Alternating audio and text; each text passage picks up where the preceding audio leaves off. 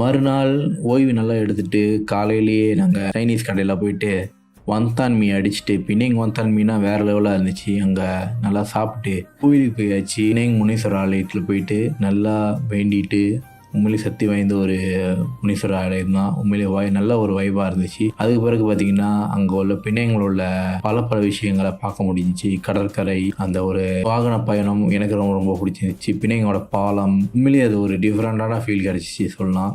So நம்ம ஜோஹோரில் இருக்கோம், பிணைங் எங்கேயோ இருக்குது. பட் பிணைங்களோட சாப்பாடு உண்மையிலேயே அடிச்சிக்க முடியாதுதான் சொல்லணும். அங்கே உள்ள விஷயங்கள், அங்கே உள்ள உணவு பழக்க வழக்கங்கள் அதெல்லாம் சொல்லிட்டு வந்தார் விஜய் நாகராஜ்.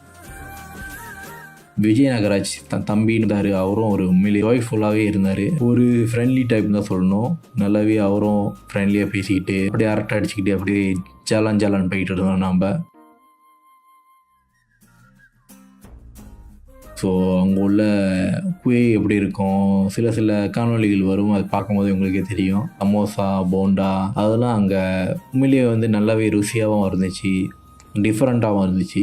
ஸோ அதுக்கு பிறகு பார்த்திங்கன்னா நம்ம கடற்கரைக்கு போய்ட்டு சிலந்தி மனிதன் கூட ஒரு புகைப்படம் எடுத்துகிட்டு அங்கே உள்ள இயற்கை கடற்கரை நேச்சரை ரசித்து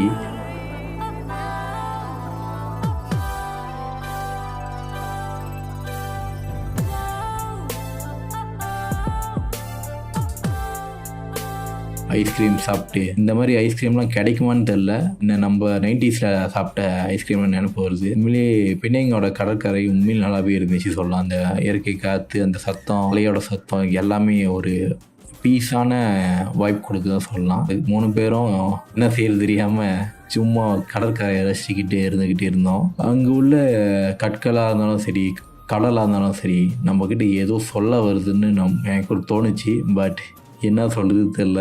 மொக்கையாக வீடியோவை லென்த்தாக எடுத்துகிட்டு போனேன், ஏதோ பேசுவேன், கண்டுக்காதீங்க.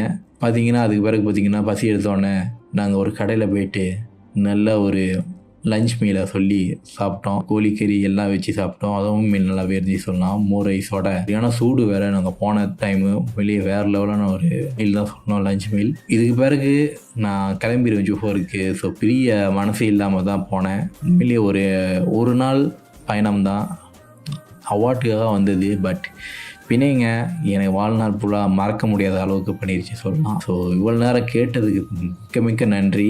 அடுத்த வ்ளாகில் சந்திப்போம் கண்டிப்பாக. பிணைங்களை 2.0 வ்ளாக் 2.0 சந்திப்போம். நன்றி, வணக்கம் மக்களே.